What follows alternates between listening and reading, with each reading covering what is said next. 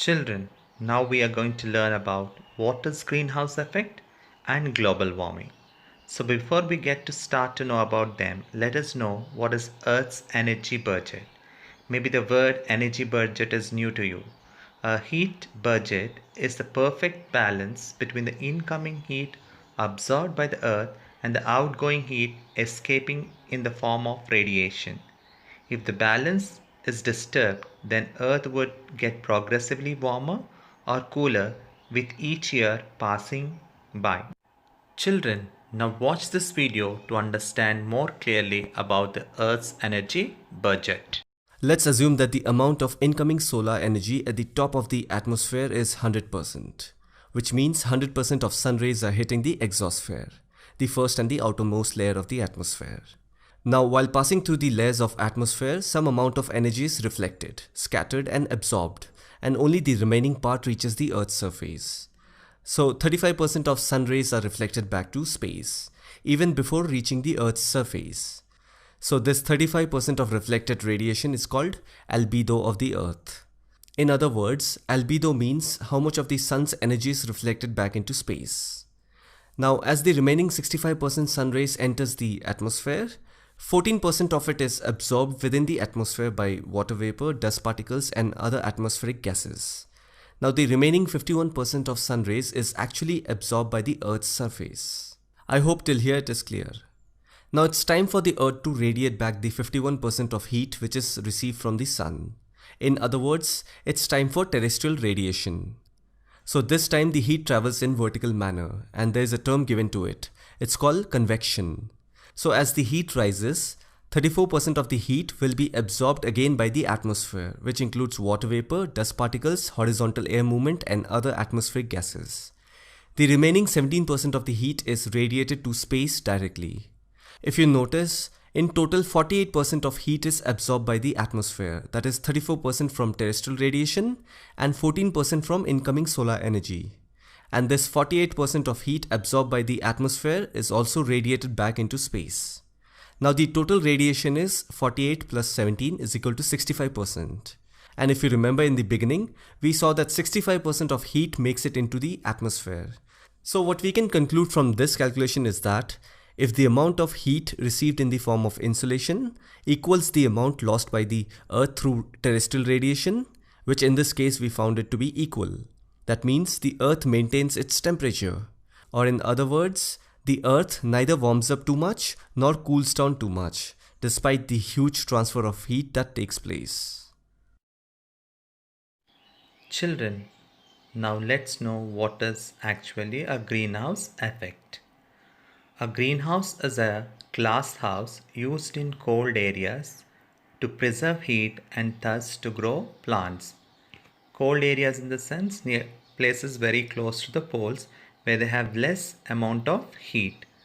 The glass allows short wave solar radiation.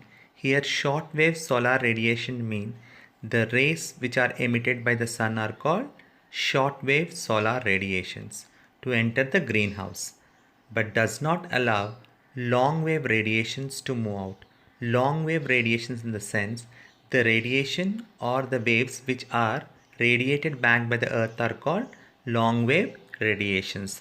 Thus the air temperature inside a greenhouse is more than the air temperature outside in the cold places, children. In short, I can say that a greenhouse traps heat energy and makes the environment conducive for the growth of plants in cold areas.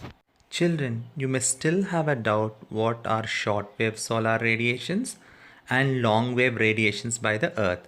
So watch this video to understand more clearly.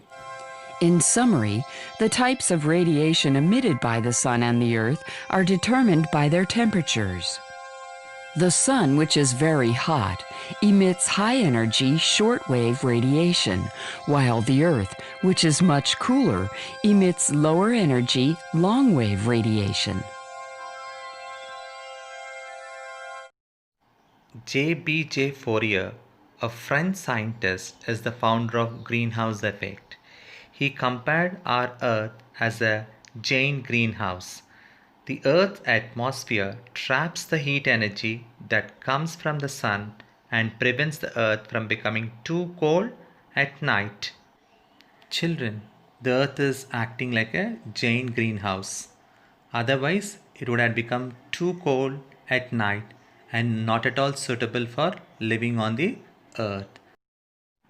Children, do you know how is this heat trapped by the Earth? Yes, there are gases which absorb the heat energy and maintain a livable temperature on the Earth. These gases are called greenhouse gases.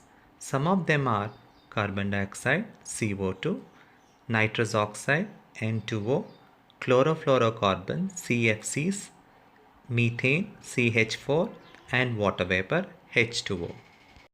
These greenhouse gases are helping the earth to be warm at night, children. So we are able to live on this earth. Otherwise, it had been too cool and we cannot live on the earth. So, greenhouse gases prevent the reflected heat energy from leaving the atmosphere and thus make the earth a livable place for all the living organisms. Children, here I would like to pose you a question. What happens if the amount of greenhouse gases become more in the atmosphere? Yes, you're right. If the amount of greenhouse gases become more in the atmosphere, the earth will become hotter day by day. That's right. Children, you may get a doubt. How come these greenhouse gases become more in the atmosphere? This is because of the human activities, burning of fossil fuels, deforestation, and many other activities of human beings are increasing these greenhouse gases and making the earth very hot day by day. Earth becoming hotter and hotter day by day can be referred to a term called global warming. Children, we will discuss now. And then, before we discuss global warming, watch this video to understand whatever I've explained about the greenhouse effect. You see this structure? What do you think it is? Of course, it's a glass structure, and you can see small plants as well. But there is a specific reason why that structure exists. It allows sunlight to enter, but does not allow the heat to escape. Let's understand what exactly is happening. Solar radiation can easily pass through glass. Now what happens then is, the ground inside the glass house is heated up. When this ground is heated, it radiates thermal infrared radiation. Now the glass material does not allow this radiation to pass through. So the heat is trapped inside the glass house. And because of that, the temperature inside the glass house rises. And there is a name for these glass houses. I'm sure you're aware of that. These are called greenhouses. And now you must be thinking about the greenhouse effect. What exactly is that? Sunlight causes the Earth's surface to heat up. Now, Earth's surface then radiates the thermal infrared radiation that I was talking about. Now, there are gases in the atmosphere like carbon dioxide, nitrogen oxide, water vapor. They together ensure that this infrared radiation is not allowed to leave the atmosphere. And because of a number of human activities, as you would know, the amount of carbon dioxide in the atmosphere is continuously increasing. And because of that, more and more heat gets trapped in the atmosphere. And the atmospheric temperature goes up, as it's been going up lately. So the greenhouse effect is causing the earth to slowly get warmer.